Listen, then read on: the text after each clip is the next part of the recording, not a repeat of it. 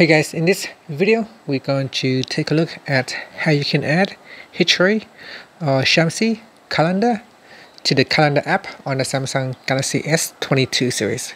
First, tap on the home button to go back to the home screen, and from the home screen swipe up to go into the app screen, and in here open up the calendar app.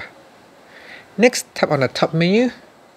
From the pop-up menu, tap on the settings icon, then go down to the optional information section and tap on alternate calendar, and here you can select Hijri or Shamsi. So tap on one of the options and then tap on the back key, and below the actual date is the alternate calendar date, and in smaller text size.